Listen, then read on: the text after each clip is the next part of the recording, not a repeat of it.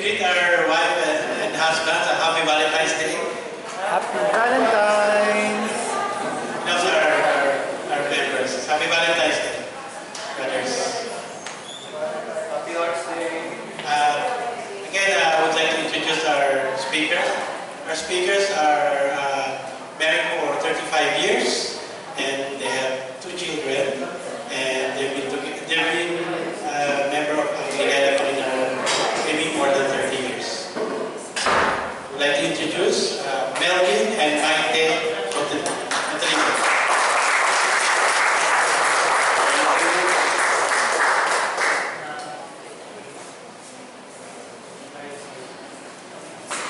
Well, it looks like we have a little technical problem, but like they say, the show must go on.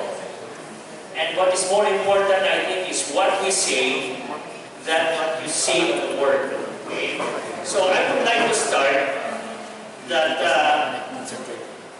this is a reminder that the aim of our course is to establish patterns of relating, so that you will help the couples be close to one another, and in so doing build trust, openness, and intimacy.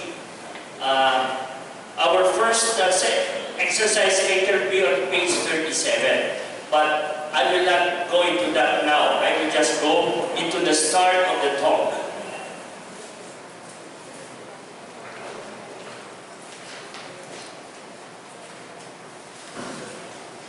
All we want, by the way, I am from Iloilo and my wife is from Quezon City.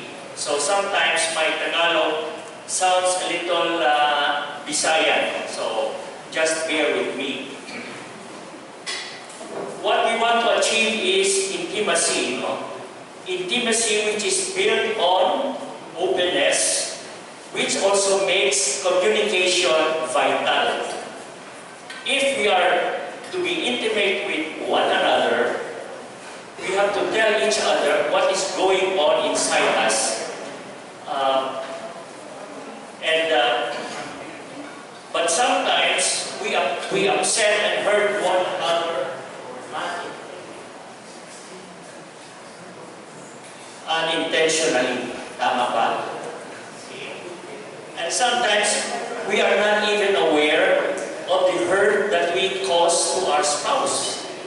Either way, and I am guilty of that also, which you will learn later in our experience that I will share.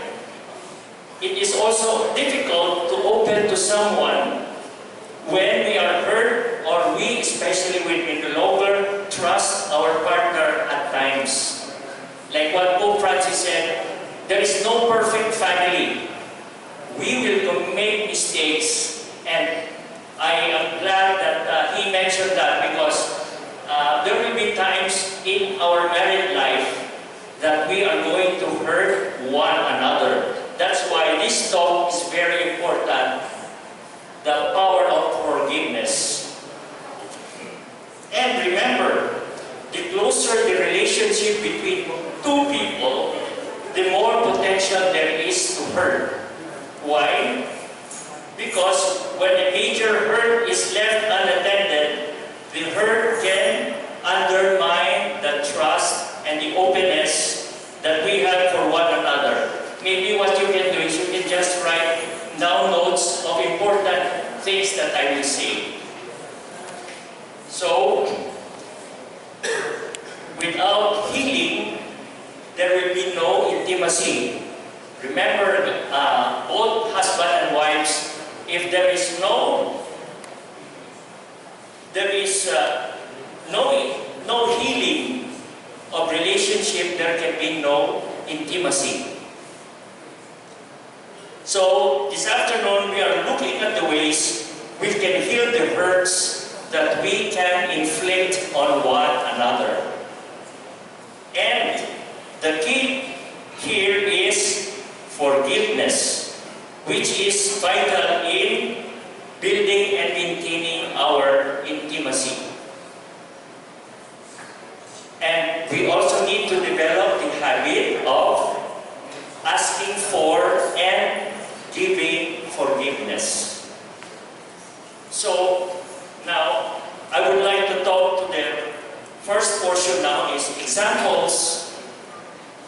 of how we can hurt one another. Number one, your lack of sympathy. This is important, and I experienced this. When our wife or spouse pours out her problems, instead of sympathy, we husbands give solutions. Pag meron siyang sinasabi, agad iniisip natin, ano kaya ang problema dito at anong solusyon ang ibibigay ko. And therefore, what our actually spouses want is just we listen. Tahimik lang tayo, just listen to their what they are asking or their questions. And we do not have to give solutions. Let us just listen. Because we can always take each other for granted. Anyway, she will understand me. Okay, so we are going to hurt each other from the way we are unfaithful. What are the ways na we are unfaithful? Number one is you're not keeping our word. Pag sinabi mo, I will be there for dinner at 7:30 because our wife is there or she has prepared, and I come in at 8:30, and then I would say sometimes, inutom na ko, kumain na ako.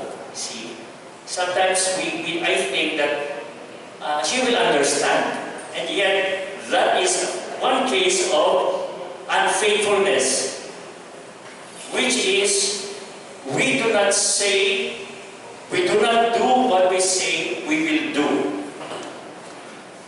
Or sometimes we promise to take her out for a movie. Kami mga seniors, every Monday, libre. And every Tuesday, libre. Sometimes, I tell her, sige, we'll watch a movie later at 4 o'clock. But because of some pressing things, hindi ko magawa, sasabihin ko na lang, bukas na lang. See, so, that again is the way that we hurt and are not unfaithful to what we have said to our spouse. Okay, so how do we hurt each other? Or how do we react? Ano ba yung mga iba-ibang reaction kapag nasaktan tayo? Either yung husband or wife. So ano ba yung mga reaction? So yung first reaction is galit. Yun ang natural. Yun ang natural. Immediately, there is anger. Yung halimbawa ni Melvin, na nag-promise siya na manonood ng sine, siguro the wife can be excited, looking forward, tapos biglang meron siyang another appointment, so na-cancel yung promise na to bring you out to a movie. So, pwedeng anger, Or, again, another thing na mas grabe, unfaithfulness. Malaman mo na meron siyang somebody she or he is going out with. So, immediate reaction can be anger. And anger can be expressed in two ways. Pwedeng, when you are hurt or provoked, immediately you attack. Ini-express mo, sisigaw ka, tatapon ka ng plato, whatever. So, kaagad may physical reaction, either verbally or by your action, hurting. Or, pwede rin withdrawal. Bigla na lang, hindi ka na lang magsasalita, tahimik ka na lang, So, either way, whether you react violently or quietly, there is still anger, and it will not help build your relationship in marriage. So, ang importante is malaman natin kung ano ba yung style natin pag nagagalit. Ako ba yung isang edge, rhino? Itong rhino yun, nag-a-attack. Yung isa naman, yung hedgehog, yun ang tahimik. Pero sa loob yung gulo. No? Parang Taal volcano, bigla na lang puputok, sasabog. No? So, later on, we will have an exercise on that. And we want to find out whether we are a rhino kapag nagagalit or a hedgehog. So, sometimes, nag-alternate. Pwede rin kuminsan, depende sa sitwasyon, pwede akong rhino kung magalit. Pero kuminsan, pag hindi masyadong seryoso ang problema, pwede akong maging hedgehog. So, it can shift. But I think what is important is not whether we will hurt each other, because every time, whether, as Melvin said, sometimes even without our knowing, we hurt each other. So, natural yun. In any relationship, we will always hurt each other. But the issue here is what we do kapag nagalit tayo. So, ano yung magiging reaction natin kapag nasaktan? And so, we want to be careful on how we are going to handle our emotions when we get hurt. And it's important that we understand each other where we are coming from. In my case, depende nga sa sitwasyon. Kung grabe yung sitwasyon, normally, kung serious, I normally don't burst out in anger. Baliktad eh. Pinag-iisipan ko muna bakit.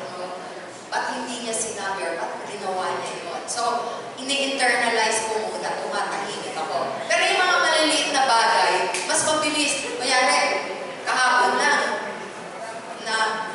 na basag, marami siyang bitbit, paakyat sa room, yung mga juice, marami siyang bitbit, tapos sumabog, kumalat yung juice, yung gano'n. Wala pa na akong katulog. So, parang extra work to clean. So, parang nagiging edge up ako sa mga maliliit na bagay. But yung mga serious issues, like which later on I will share, tahimik ako at mas pinag-iisipan ko. No? And I tend to communicate it at a later time. So let's do exercise 1 very quickly. Identify natin yung sarili natin. Whether you are a hedgehog or a rhino kapag nagagalit. Mapusok ba kayo? No? Or tahimik lang kayo pag nagalit kayo or kapag nasaktan kayo. So, let's go to page 34.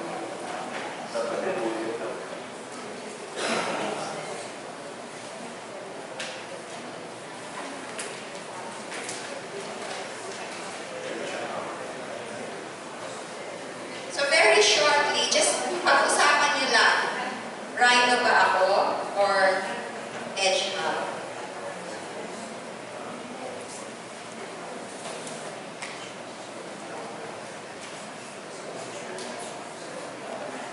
So we'll give you